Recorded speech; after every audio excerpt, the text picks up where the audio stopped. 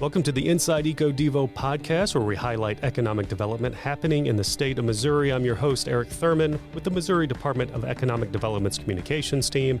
On this episode, we're talking about summer tourism in Missouri, and sitting down with me is Stephen Foutes, Director of the Division of Tourism, and Katie Blake, Public Relations Specialist with the Division of Tourism. Guys, welcome to the show. Thanks, Eric. Thanks for having us. Yeah, it's good to be here. Thanks. Yeah. I'm sure we're going to have a lot to talk about. We'll just dive right in. And at top, Stephen, it's been about a year, probably more than when we recorded last, when you were telling us all about the Division of Tourism. So before we get into summer tourism and all the fun happenings that are happening around the state, can you just give us a little bit of an update on tourism? What's been going on since the last time we've heard from you? Sure. So we completed a fiscal year, FY23. Actually, we got through that, and now we've just completed FY24. We're launching into FY25 as of recording this podcast today. So in the last year, we've seen some growth in our efforts to reach new markets. We have expanded our marketing area to try to get more folks in Colorado, and particularly the Denver market, specifically into Missouri. We've been advertising there for the first time. We've also tried to expand both north and south.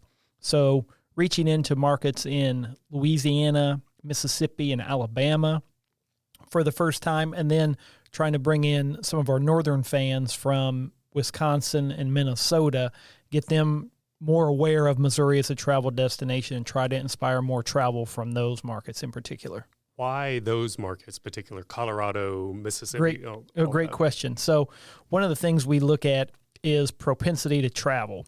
And we every year, every 2 years, we have a marketing model that's done that gives us an idea of, hey, you're not necessarily advertising in this market, or perhaps you could bolster your advertising in this market, and you might see a nice incremental result from that. And so in doing some of that research a couple of years ago, we saw Denver was a really good opportunity market for us. And in further research, we discovered that there's already a decent population of Denver that travels to Missouri anyway. It's a top 5 or top 10 fly-in market for the St. Louis Airport, Lambert, for MCI in Kansas City, and even the Springfield Airport. And of course, we are a drive market in Missouri. We have these wonderful airports around the state, but we are primarily a drive-to destination. And so it's not a bad drive. You can do it in a day from Denver to Missouri, or you can fly in an hour and a half. And so that was a key reason we got into that market. There was already some travel happening. We saw an opportunity to grow that. Those southern markets, we have found that they are wanting to migrate north sometimes, especially, we think it's hot here in the summer, but in those southern states, it gets really, really hot and humid. And so they may want to come to Missouri in the summer, strangely enough, to cool down, or they might want to come in the fall and the winter to experience the seasonality that they don't get a lot of. And then kind of the converse with our northern markets. They may want to warm up a little bit in the summer, so they come down. That study we do is called a market potential model that helps inform some of those decisions. Okay. And also last time we were speaking, you guys were starting to do like a new season or a new run of the That's My Mo campaign. How's all that going? Yeah, so we have continued to use that creative. We developed that creative a couple of years ago. This will be our second time with that very specific creative in our markets. We have seen at the end of the year, we do a marketing effectiveness study that helps us determine our specific impact on tourism, and it also takes a look at our creative ratings. And this is consumer surveys, basically. And what we see across the board is, from year over year, that people are connecting more, or our creative is resonating more with people. And it doesn't matter where they are. When we think about our markets where our advertising is placed, we think about them in terms of our in-state markets, our base markets, in other words, those markets where we've had a long advertising presence, and that's primarily our contiguous states. And then we look at our expansion markets, those places that are newer for us to be in.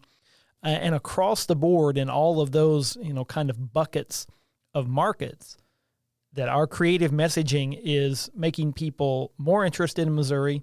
They have a greater tendency to visit our website or order a travel guide.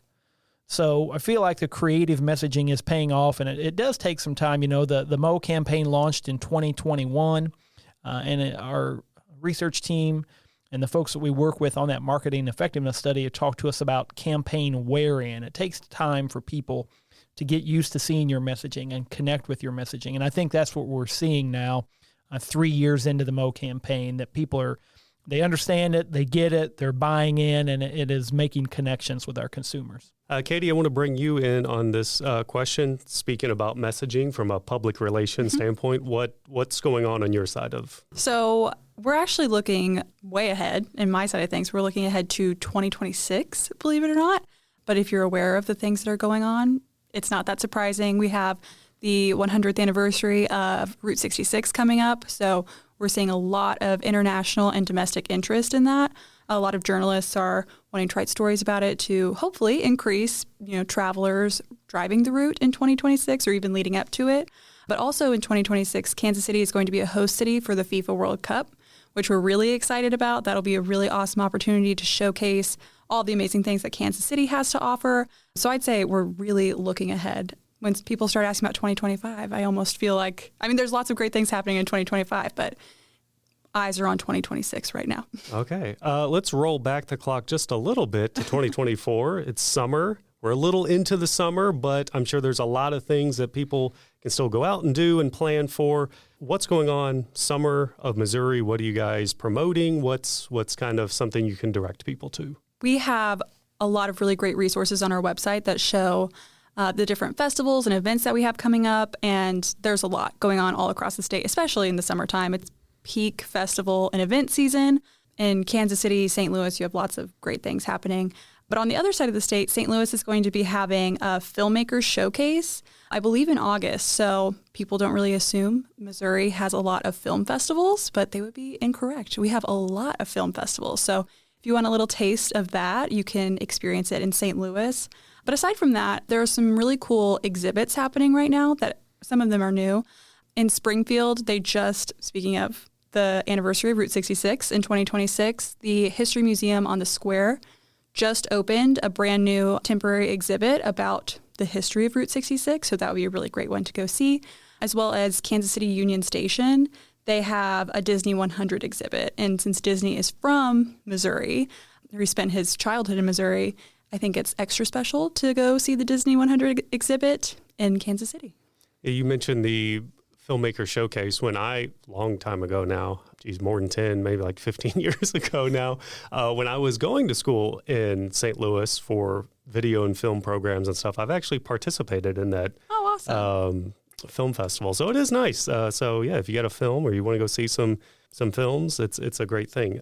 So we were kind of hitting the urban activities, and I'm sure there's a lot more urban activities to go over and promote to people. But what about like the rural side? Is there like some destinations outside the city that people can go to and enjoy Missouri? So I think when we think about kind of a rural showcase, if you will, one of the big things that comes up is the Missouri State Fair, which of course is in August. So we've got a few weeks for that. But I think one of the great things about the small towns in Missouri is that they're always on, right? Whether it doesn't matter the season.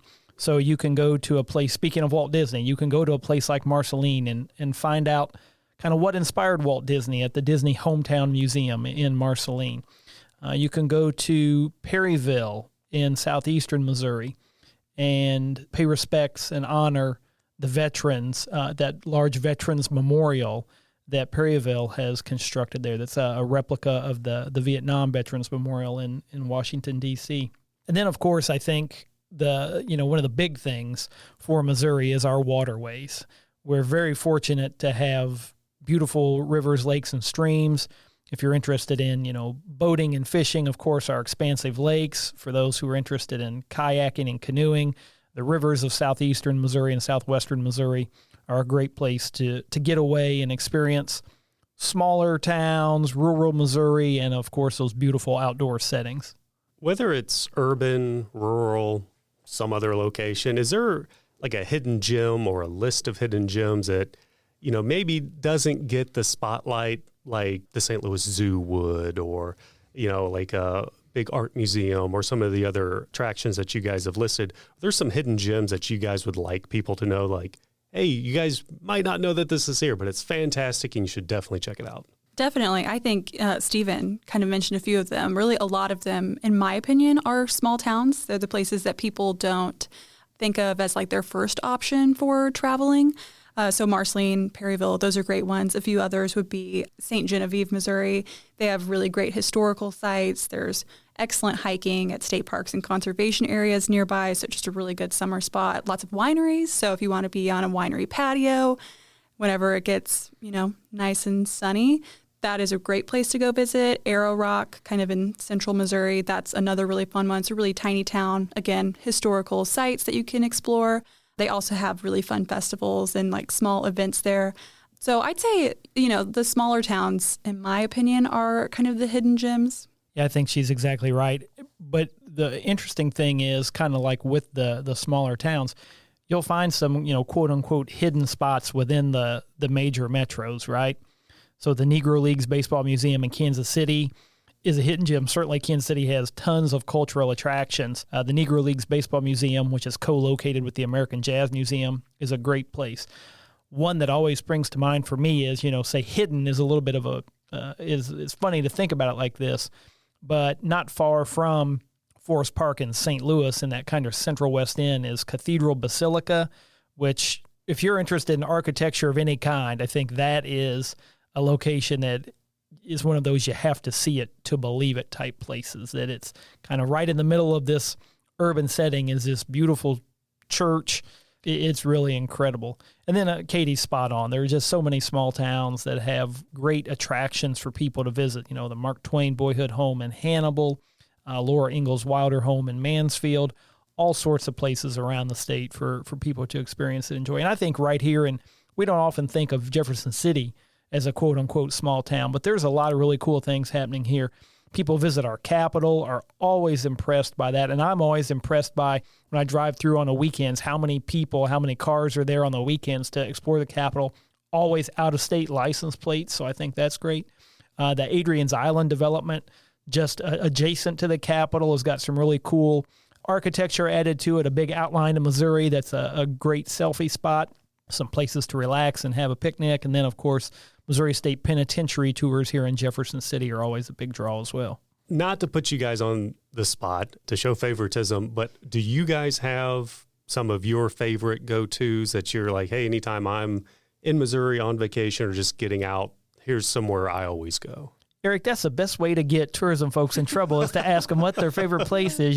Come on now, like Lori Sims, our deputy director, says that's like asking to pick our favorite kids, right? Okay. We can't do that. No, one of the things, in my opinion, is we're fortunate to be blessed with a variety of locations that can fit that bill. For example, if I'm in Kansas City, I'm probably going to the Nelson Atkins Museum of Art, right? And I'm probably going to swing by the Negro Leagues Baseball Museum because I'm a sports guy.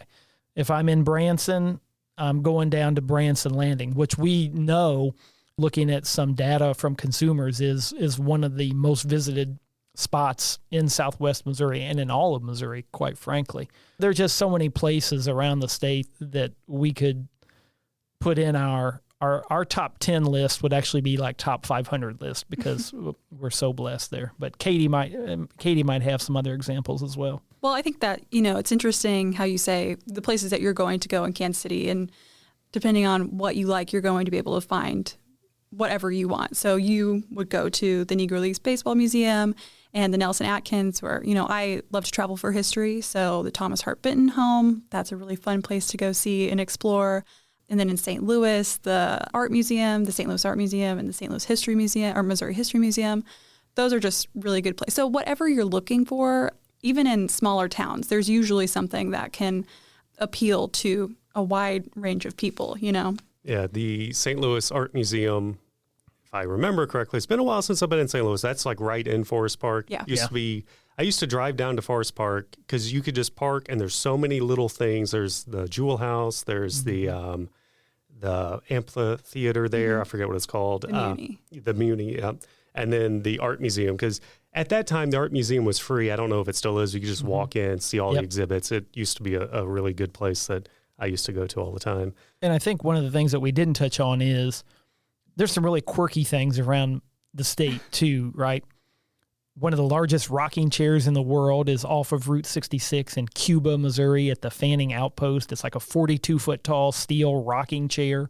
I mean, that's just funny and quirky, right? There's a replica of Stonehenge in Rolla that the students at the college there made years and years and years ago. It's a replica Stonehenge in the middle of Missouri. That's kind of funny and quirky. And then another, going back to the hidden gems thing and thinking about things that you wouldn't necessarily connect to mid-Missouri or to Missouri in general, the Churchill Memorial and Museum in Fulton, Missouri. You talk about an incredible place. The venue, the church, was relocated from London, and then the museum in the basement there. You talk about a world-class location that people may not know is there. That's certainly near the top of the list. So let's say somebody listening to this, or, maybe they're not listening to this, but they're, they haven't planned a vacation. They're sitting around the house and then spur of the moment, hey guys, let's go out. Let's do something. How can the Division of Tourism help them find a location? Is it like, do you guys have a spot on the website where you're like, hey, we're interested in sports, outside, blah, blah, blah. Other kind of means, how does the Division of Tourism help those kind of spur of the moment ideas or planned ideas for them to find something to do in Missouri? So our website, visitmo.com, we have lots of articles about all sorts of topics, really something for everyone. And you can filter those based on your interests. So whether you like the outdoors, whether you're a foodie, whether you're interested in arts and culture and things like that, you can really narrow down the results to find what you're looking for. And like I mentioned earlier, we also have a pretty impressive list of festivals in an article form, but also just under a festivals tab, really. So you can see what's going on all across the state. And another good place to find us is just follow us on social media, because we always have just really inspiring pictures. They're the kind of things you see them and you're like, oh, I really want to go there. So that's a good place to start if you don't have ideas, and you can get new ideas that way. And if you want a travel guide, if you want kind of, a good resource to start planning your trip, a travel guide is a great place. There's really interesting articles that can kind of guide you on your trip planning, and it covers a whole bunch of interests. So I'd say our website, social media, and the travel guide are your best resources for planning a trip in Missouri. And for those super planners, the itineraries on our website or trip ideas on the website kind of can break it down for you. You can do this on a day one, or, morning, afternoon, evening, day one, day two, day three, however you might want to look at it. And the That's My Mo campaign, is that kind of tied into that, where you can, figure out what Mo you are, and then does it give you, like, you're an outdoor Mo, here's a list of things you can do with that? That's kind of the idea behind it, that no matter what your interest is, there's an MO for you or a Mo for you.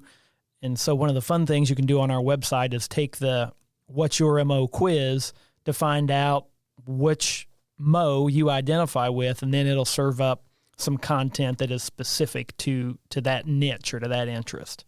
I think we've talked about this on the previous episode, and I'm sure the numbers are now updated and all that, but ballparked, how much in tourism dollars are spent in Missouri on a given summer? Because I would imagine travel happens all year round, but I'd imagine the most travel summer, kids are out of school, families are on vacation.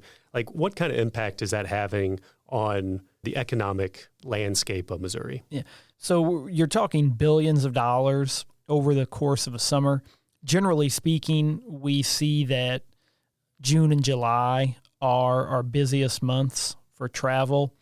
And then kind of in third place, depends on the year. It might be May, it might be September or October. But I think during the summer months, you're looking at upward of $4 billion in tourism-related spending happening in that kind of peak season.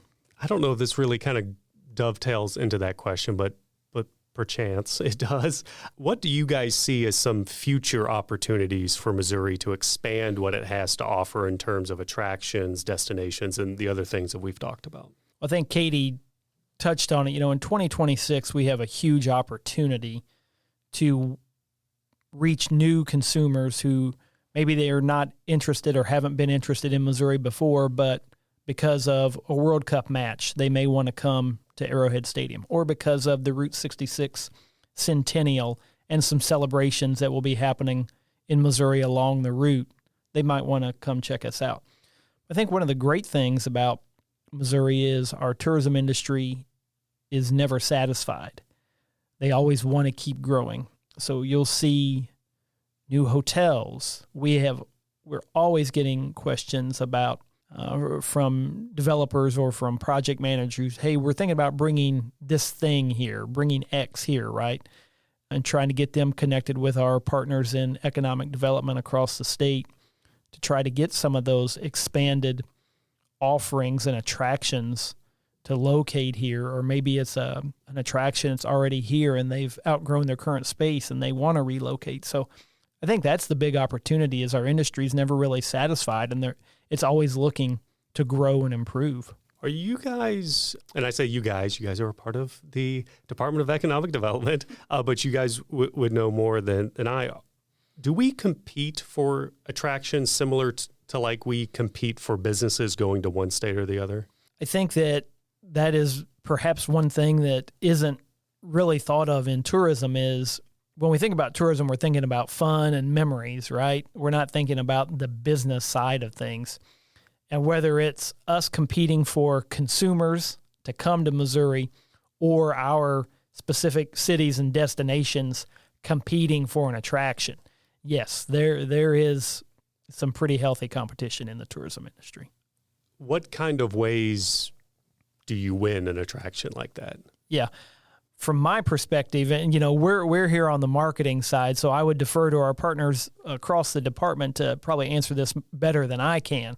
But I think what we look at is, what's our available workforce? What's the cost of living and doing business here? And we're going to win in a lot of those instances, right? We have a great workforce, a well-trained workforce. We have a really strong business community in Missouri. And the cost of living and doing business here is relatively affordable, especially compared to the coasts of the United States. And so when people are looking to relocate or expand in the Midwest, in my view, Missouri is pretty well positioned to be pretty darn competitive. Kind of going back a little bit, you had said something there in your previous answer that kind of sparked a question in my head about usually when I have, a regional manager on or somebody of that case, I ask them, why should a business come to Missouri? Why, what puts Missouri on the map for people to come here? And from a tourism side, what would you say to that? I love talking about this kind of thing because I think for a lot of people, whether you live in Missouri or you are not from Missouri, it's not always a number one destination to visit, though it should be. I don't want to say that in a negative way by any means, but people often think of beaches and things like that. They're like, oh, for summer I want to go to the beach. So when people do come to Missouri, I think they're often surprised by just how much there is to do and the quality of attractions and experiences that you can have here. Just because we've said it so many times throughout this interview, there really is something for everyone to do. And we have amazing, amazing places to highlight. We have gorgeous outdoor attractions, amazing state parks, one of the best state park systems in the United States. And our attractions are really world-class. Stephen mentioned the Churchill Museum. That's just one example of the absolutely incredible museums that exist not only in our bigger cities, but in the smaller towns. And the festivals and events that we have are really, really successful. And there's, again, something for everybody. There's something for every taste. In Hannibal this year, I believe in September, they have the Big River Steampunk Festival, something a little bit quirky and unexpected for Missouri. And that's going to be celebrating 10 years. And it's just been a really successful event. So if you have kind of a niche interest, chances are you'll find something related to that here. So people who are like, oh, I like going to Disney World. Marceline, like you mentioned earlier, Stephen, you can experience a little bit of Disney history here in Missouri. So I just think it's fun to see people learn about all the different things that we have here and be surprised. It makes them excited because, again, it's not a beach state. So people, might kind of write us off for that, but that would be a mistake if you ask me. Yeah, there's other outside stuff. It's the cave state. Oh, yeah. Tons of caves to go to. I've always wanted to go, and I forget where it's at and what the name of it is, but I'm sure you guys know. There's the cave that you can actually scuba dive in. Yes. Is that Bonne Terre? Bonne Terre. It's a Bonne Terre mine. Yeah. Yep. I just thought that in itself, scuba diving in a mine is actually really cool. This next question, I won't put you guys on the spot by saying what you think it is, but maybe you guys have some statistical data that would answer this question. What is Missouri's number one destination, number one activity? Are you guys tracking that kind of stuff? So destination is a little bit trickier because when we think about a destination, we're thinking about a larger area, right? St. Louis is a destination. Branson is a destination. Lake of the Ozarks is a destination. And within destinations, then there are different attractions. So when we think about destinations and attractions, we're talking about two different things. It doesn't matter what state you're in. Typically, visiting friends and relatives is the number one reason people travel.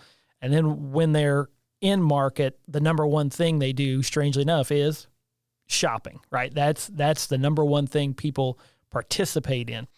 After that, then those are kind of, you almost kind of throw those two things aside, right? Because that's why most people travel, and shopping is the number one thing almost every traveler does. So from there, then we see that people are really interested in live entertainment, our museums and cultural opportunities, outdoors, theme parks, sporting events, either pro or they come to Missouri for amateur sporting events, youth baseball, softball, basketball, volleyball tournaments, those sorts of things. So to Katie's point, because there's a variety of opportunities and options here, we see that people engage in a wide variety of activities, again, from those sporting events for kids to, golf, canoeing, hiking, all those things can be part of the Missouri vacation experience. Gotcha. Anything on the horizon, future, maybe you guys are looking at what other states are doing, like, hey, we're not doing that yet. Maybe we can do that here. Maybe there's something with, technology, AI, something that you go, hey, that might be something that draws people into Missouri at some point. Is there anything on the horizon, the future, that you guys are seeing that could become a tourism, attractor of some kind? Green tourism initiatives, that's kind of something that's taken off a bit. And what is that? Can you explain what that is? Just ecotourism has definitely experienced a rise in interest from travelers. They're generally being a little bit more environmentally conscious when they travel. And I think regarding that, that's something that's led mostly by the attractions and by, our partners across the state as hotels and attractions, museums, things like that, decide to, make more environmentally conscious choices, if that makes any sense, become LEED certified buildings, things like that. That's something that we've seen, and, there is a big interest in ecotourism. So I think that's something that maybe we'll hopefully see a little bit more of. Yeah.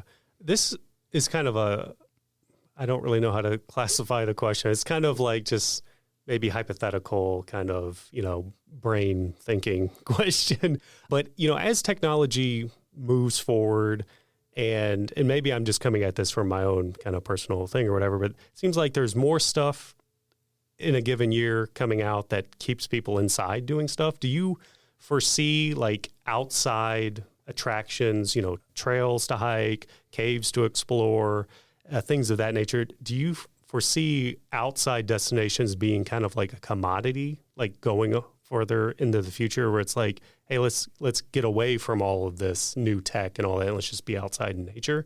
That's kind of like an out there question. It just kind of popped in my head. Yeah, I think for our own mental health and sanity, it should be, right? We need to get away from our screens and devices much more than we do. One of the interesting things that I think is happening around the state is some of our attractions are figuring out ways to incorporate that technology or incorporate technologies into what they offer. A great example of that is the Kaplan-Feldman Holocaust Museum in St. Louis. It's really an immersive and interactive experience. It has hands-on things for visitors to interact with, But the whole museum itself is designed in such a way that when you go, for example, from the lobby to the gallery, you don't touch a door. It automatically opens, and you walk by one of the exhibits or displays, and maybe you wave your hand over something, and it activates to start that engagement with the consumer. I think that's the kind of thing we will see more and more of. It is integrating that technology into existing attractions. Obviously, it's hard to integrate computers and phones in the middle of the current river in southeast Missouri, right? But for those attractions that have that opportunity, when they know they've got kind of a captive audience coming in, using some of those tools to enhance visitor experience, I think, is what we will see more and more of in the future. And piggybacking off of that, VR is a huge thing. I'm sure augmented reality is fastly coming.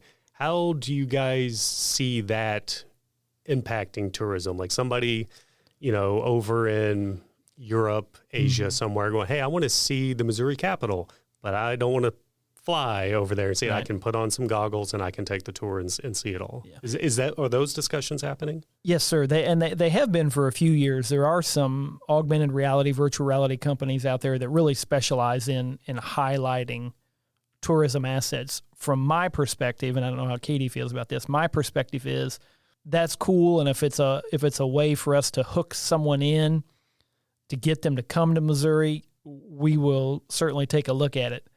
But we want them to come to Missouri. We don't want them to experience it virtually from somewhere else. So hard to get those tourism dollars. Yeah, it is hard to get those tourism dollars. Yeah, so our hope is through interacting with our website, connecting with us on social media, that is kind of the thing that piques people's interest. Certainly we know video components are a huge part of our outreach, and that is what consumers really resonate with is video content, whether it's 5-second shorts on Instagram or longer form content on YouTube or, kind of in the middle on Facebook. So that's kind of our hope is that's how we can connect with those consumers who are really interested in technology and get them here instead of experiencing, to your point, the state capitol from somewhere far away. Yeah.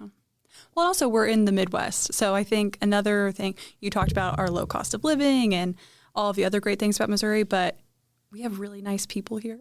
So it's hard to recreate like the atmosphere and just the friendliness and the warm welcome that you get whenever you're physically traveling in Missouri. So if augmented reality can be kind of a teaser trailer to Missouri, kind of pique someone's interest, and then when they get here, I think they'll be even more impressed just because of, Midwestern hospitality and the atmosphere, the general atmosphere of Missouri. Yeah. When they put on the goggles to look at the Thomas Hart Benton paintings throughout the Capitol there, have them all blurred out and with a little message saying, please come to Missouri to see them there. Put it behind a paywall, I guess. Kidding, obviously. Okay, so I think we've talked quite a lot about tourism. I'm sure there's so many different avenues that we can continue to go down. Is there anything about tourism, just in general, maybe more of what we've already discussed, that we didn't talk about that you think people would want to know? Well, we always encourage folks to check out our website, visitmo.com, to learn more about the Show Me State. And again, I think the number one thing that we have to sell is variety. Whether you're into big cities or small towns, we've got them. Cultural institutions or outdoors, we've got them. Roadside diners or 5-star restaurants, we've got them, right? So that is our message to people is if you're interested in a vacation that includes a lot of variety, we feel like Missouri is the place for you. We have really great partners all across the state. So all of the DMOs, the destination marketing organizations all across the state are so good. They are so focused on creating a really positive visitor experience. And so knowing that there are all these people behind the scenes working to create just an unforgettable and really memorable vacation, I think it would be hard to be disappointed if you've visited Missouri. Well, guys, thank you so much for taking the time to sit down and give us all this great information. I'm sure we'll have you back on, maybe fall, Christmas, something to talk about what's coming up. And hopefully somebody listening to this got inspired to come to Missouri and spend some tourism dollars. We hope so, Eric. And thank you for your time and letting us be on here. And again, we sure encourage folks to check out our website, visitmo.com, to learn more. Thank you for listening to this episode of Inside Eco Devo. We have great episodes coming your way every 2 weeks, so be sure to subscribe. Also, we want to hear from you, our listeners. Tell us what economic development topics you want to hear more about. This helps us fulfill our motto of helping Missourians prosper by bringing content to our listeners that they want to hear. Leave a comment on an episode or send an email to ded.communications@ded.mo.gov and stay tuned for more Inside Eco Devo.